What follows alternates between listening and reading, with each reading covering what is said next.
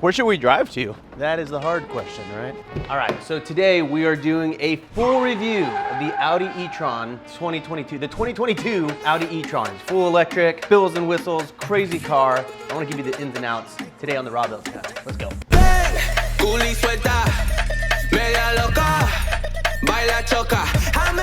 So first of all, one of my favorite things about this car is that many people think they come with cup holders, but they actually come with lens holders. You can actually store all your camera gear right here, which is really, really nice. So quickly, let's talk about the story of this car and why I even have it. Because the list price of this vehicle is $134,000, which is so much more than I thought I'd ever spend on a vehicle. But when it comes down to it, the reason I bought this car was actually for tax purposes. I was utilizing section 179 of the tax code. And by doing that, because this vehicle weighs more than 6,000 pounds, GVWR, gross vehicle weight rating, I was able to write off 100% of this vehicle for my business. Now, I got a whole video that breaks this down. Go check that out if you want to know the actual numbers. But effectively, this $134,000 car, after all my credits and deductions and write-offs, actually ended up costing me about $50,000 to $55,000. So I went into the Audi dealership trying to get the e-tron, the SUV version of this vehicle, which was about $80,000. And I saw this car, but it was marked up to $143,000. And I was like, why is the MSRP marked up? And they're like, yeah, we just can because of the market. And let's just say their customer service wasn't great. They did not make me feel welcome there. And I sort of said something to the sales manager and he's like, how can I make this right? And I was like, how about you sell me that e-tron GT for the MSRP and we'll call it a deal. And he was like, sure. So I actually returned my e-tron SUV the next day and bought this car. So that was kind of an unexpected turn of events within 24 hours, but I now own what was at that time my dream vehicle, and honestly, still probably my dream vehicle now. So now let's get into the ins and outs of this car, what I like about it and what I don't like about it. Right off the bat, it's an electric vehicle, and usually electric vehicles can get the connotation that they're sort of puny and that they're not super fast. But you know, Caleb, I don't know if you know this, but we will be punching this at some point in this video because it can actually go 0 to 60 in 2.8 seconds.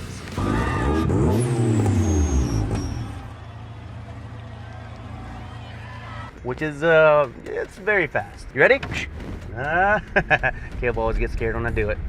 So from a battery life standpoint, this vehicle gets about 275 miles on a single charge, which honestly for what I'm doing, like I always forget to plug it in. I charge this thing, right now it's on 160 miles. I've used up about 100 miles of the charge. I always forget, I don't know, I probably plug it in once a week and let it fill up, charge up if you will. But yeah, I don't really fully utilize it. The only time that I'd probably get in a little bit of trouble is if I was driving like from city to city, which I never do. So when I bought this car, I thought that, you know, I was really smitten by all the technology that it has and everything like that. And it actually does have some pretty decent tech. Probably not as much as I would want for $134,000 cars. But one of the things that I was super excited about was the actual parking, the Smart Park Assist, which is not super easy to figure out. Me and Caleb probably still went on like 30 minutes yesterday trying to figure out how to use this feature, but I'm gonna show you really fast how to use this feature in a parking lot. If you don't feel like turning your own steering wheel in parking, you can use a feature and it'll park itself. Not particularly like as efficiently as you can, but here, I'll show you. And here we go. Still doesn't work. Did we decide if this doesn't work because it's like there are no cars? Okay, finally it clicked on. So once it identifies a spot, you can choose how you want to pull into that spot. Do you want to pull in or do you want to back in? For the purposes of this, we'll say we're gonna back in. Take your hands off the steering wheel, apply brakes, and then hold the P button. Okay, here we go. Now we're gonna back in. Oh boy, it gets me nervous every single time. It's actually doing a decent job though. Oh, sorry, I can't do it. All right, carry on, sorry. Oh, okay, all right, it is adjusting. Have faith in the computers, Rob, have faith in the computers. It can't mean that. There's a lake there. I think it knows where it is going. The machine knows. Stop yelling at me. No, it's not yelling. All right, so as you can see, this whole process has taken so far. What do you mean it's an interrupted by what? I didn't push anything. This whole process has taken roughly 30 to 45 seconds, I'd say. Maybe even a minute, kind of hard to say. And it goes so slow, like why wouldn't you just park? And I have to hold this button down to park. That's the annoying thing. Like if you don't hold, oh my gosh, and it's gonna do another 2 hours later. All right, so that was all very janky and took much longer than it needed to because I just don't think that feature itself is honestly all that worth it. I genuinely think you're better off just parking yourself. The only moment where something like that might make sense is if you're parallel parking and you're really bad at that, that would probably be worth it. But other than that, everyone's gonna think you're an asshole. Well, A, they're gonna either think you're an asshole for taking too long, or B, they're gonna judge you because they're gonna be like, this person doesn't know how to park. They're doing like an 8-point parking job. That one for me, that's a no for me, dog, on that feature. Tryna be here for a while in a good time. When we ain't stressed out, just good wine. When I look in the mirror, I look fine. Good people, times, and good wine. Good wine, good wine. Punch time. You ready for this? We're gonna stop at that light pole, all right? I mean, I'm just gonna like stop accelerating. All right. Well, now there's a car. You stalled us. Thank God. You shat the bed. Well, I may have just saved our lives. You crapped on my heart. All right, so from an exterior standpoint, this vehicle, isn't it kind of weird whenever people pronounce the H in vehicle? This vehicle really checks all the boxes for me. I mean, there's not really anything else that I want out of a vehicle than this. I didn't really have the choice in the color. This was literally in the showroom. They had to like open the windows and drive it out. So from a color standpoint, the only other color that I've seen this vehicle in is in black. It looks pretty good, but honestly, I didn't love it. So this is kind of like a cobalt, like I don't know, slate gray, blue. I don't really know. Whenever I'm at a Target and then they're like, what make and vehicle is your car? And then what color? I'm always like, I don't know, blue-gray. Funny enough, and this has been on accident every time. This is the third car that I have in this color. My truck was this color, and then my Volvo XC90 Recharge is also this color. But one of the things I like about this car is that it actually has 2 charging ports. There's a charging port on this side, and there's another charging port on the other side too. And it's actually, you know, funny story about this. I thought this was gonna be really cool. I was like, oh my gosh, it's so cool. I got a charging port on every single side. I've never used this one, like not even once. So that one's the one that gets all the charge. And then this actually has a frunk right here too, like a front truck. Because remember, these cars don't have engines. They have like, I don't know, what do they have? Batteries? They have something. They have mechanical parts, but it's not like an engine bay. So let me show you what this looks like really fast. Never used it before. There are a lot of features here, admittedly, about this vehicle that I've never used before, but this one, I just forget that it's here. I'll just get rid of these. You know, most professionals would have cleaned up beforehand. Oh, what is that? Oh God. So yeah, if you're going to like the grocery store or something, you got, or if you got like a little Pomeranian, you don't want them to leave hair all over your car, you just pop it in there. You know what I mean? Canceled. Yeah, I mean, little basic things you can put in here. Again, I've never really used it because the trunk for me has always been sufficient, but I'll show you really fast. Yeah, I mean, this is fine.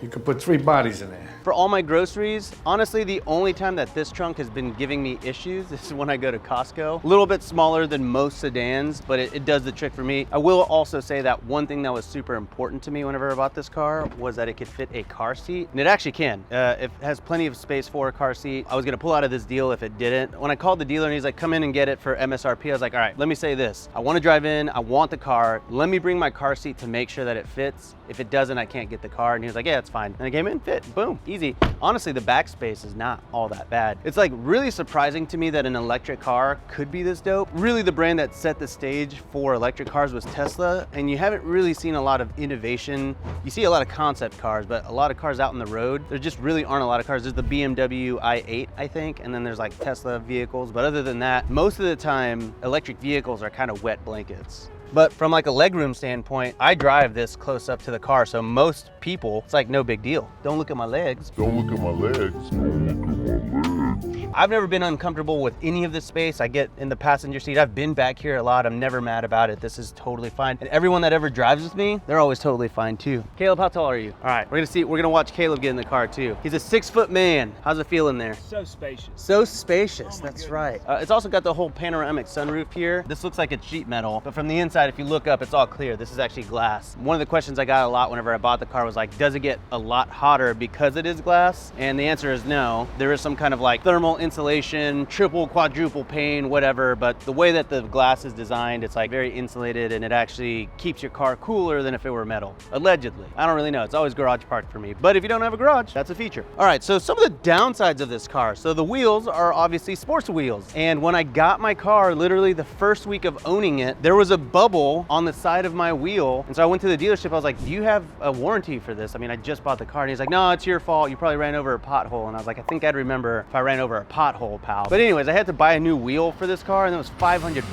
So if you ever have to swap all 4 wheels on this vehicle, it costs you $2,000 for new wheels. So it's definitely one of those cases where a lot of people buy expensive cars and then they're like, oh, do I really have to put premium in it? And it's like, well, if you're complaining about the cost of premium gas, you probably can't afford the car. That's kind of how you're gonna feel with this vehicle. Every single repair that you ever make to it, like that windshield is a $2,000 windshield. These wheels are like the actual tires are $500 tires. The rims, I gotta imagine, are probably gonna be like $700, $800, $900 a piece. So it's not a cheap car. From a maintenance standpoint, obviously you don't have oil in this car, so you don't really have to do too much maintenance, but there is still maintenance that you have to do on electric cars. Probably not gonna be quite as robust as like a dinosaur car, the fossil fuel car, gas car. All right, so let's hit the road. I'm gonna show you the autopilot. That's like the final feature here that I think worth talking about, and then that'll be it. The world's shortest video. Come on. Final little thing here about this car is the autopilot. Worth talking about because that was, for me, there were a couple of non-negotiables when I was buying a $134,000 car. I was like, it has to have ventilated seats. Pretty nice. I like that. Very necessary if you have A, leather seats, and then B, if you live in Texas as well. Also, this car, while I'm here, has massaging seats. Check this out. You can actually choose between like, what do you want? Shoulder activation. I'm gonna go back. I just pulled my back a couple weeks ago. And then the final thing was autopilot. I mean, that for me was so important when I was buying an electric vehicle. Like, I wanted the autopilot function on this, and especially because the price tag is so high. And within about a month, the autopilot actually broke down on me. And so I had to send it to the dealership, and they couldn't find anything wrong with it. They had it for a month. And then finally they were like, hey, come pick up the car. And I was like, oh, it's ready. And they're like, yeah. And then I was like, did you fix anything? And they were like, no, we've just had it for a month. It's been parked at the top. And I was like, what the hell? I was so pissed. I was like, thanks, Audi of Central Houston. Appreciate the hard work. That was very frustrating. I effectively paid, the note on this car alone is $2,200. I paid $2,200 to have my car parked at the Audi dealership. So that was pretty annoying. But randomly, it started working again, and then it stopped working again, and now it's working again. Ugh. So because of just that whole conundrum, I'm like, do I still really want this car? Like, I want the tech. From a tech standpoint, it's got the Apple CarPlay. That's really what I need in a car, but it's $134,000. So part of me wants to sell this and then kind of just move over to like the Ford Lightning. It was a dramatic shift, but it's a lot more practical. It's got space. Yeah, I mean, everything about that car probably fits my lifestyle a little bit more, because when it comes down to it, I've only driven it 3,500 miles since I bought it on December 31st. Like literally 3,500 miles. So I don't drive it that much. I thought I was gonna drive it more, but because of my neighborhood and how centrally located I am, I honestly just don't drive all that much. Part of me feels like it's a waste to own such an expensive car, especially if the tech isn't where I want it to be and if the autopilot kind of breaks down on me every so often and all that kind of stuff. It is working now though, so let me show you how it works and then we'll wrap up the video. But first, ooh, daddy! Oh boy, feel the burn. We got respect right there. All right, so autopilot is off. Autopilot is off. Or sorry, autopilot is on. The way it works is it'll drive for you for about 30 seconds and then it'll ask you to put your hands back on, because it's like, excuse me, sir, can you put your hands back on the vehicle? Here, so it's actually pretty easy to engage. You push one button here. When the lanes turn green on the dashboard, I don't think you can see that right now, it effectively steers itself, and it also has adaptive cruise control. So I can choose the distance that I want to be from the car in front of me. And let's see, I can make it even go closer. Here it goes. Tell me, please take over the steering wheel and pay attention to traffic. Excuse me, sir, I am paying attention to traffic. I'm just shooting a YouTube video, okay? Calm down. But basically, if the person in front of me slows down, the car will slow down as well. So it's really nice. Honestly, if y'all want to know the real deets, I don't use the autopilot as much as I was hoping for. And I think that it's not necessarily because I don't like it. I just think that autopilot technology is still a little behind and you still have to do work. And it's not always automatic, and you can only take your hands off the steering wheel for 30 seconds. And so with all those different frustrations and things you have to keep in mind, it's like, I'm still driving. I think when we get to the point where cars are fully autonomous or they're a little bit more advanced than this, I think this is level 3, I'll probably be a lot more into autopilot. But for now, because I'm just like still doing a lot of the work, I'm not sure if the car itself and the autopilot and the tech and everything that I'm getting out of it was worth the price tag, other than the fact that it is legitimately one of the sickest cars that has ever existed. Like, from an electric standpoint, this looks so much better than Tesla. I know from a quality standpoint, this is way nicer than Tesla too. A lot of complaints you hear about Tesla is that they're kind of of like plasticky and cheap. This does not feel plasticky and cheap. Honestly, my favorite part about this car is that it's electric. I hate going to the gas station. I'm such a snob about gas stations now. So I think I would probably be equally satisfied with a lesser electric car, because that's really the thing that drives me. Pun intended. That's really the thing that like is important to me, is the electric car. From the tech and the autopilot and all that kind of stuff, definitely gonna be better than Tesla. It would probably be better for me to have a Tesla in the sense that it's more affordable and I get I check a lot of the same boxes. But if you want the premium version of a Tesla, this is it. This is way nicer. I wish I could give you a more definitive answer on my thoughts and feelings on if this car is worth it. I have it now. I own it now. I like driving it. Will I own it forever for the next year or two? I don't know. But I'm gonna own it now, and I'm gonna have fun. And I'm gonna punch it from 0 to 60 every time Caleb's in the car. That's enough for me.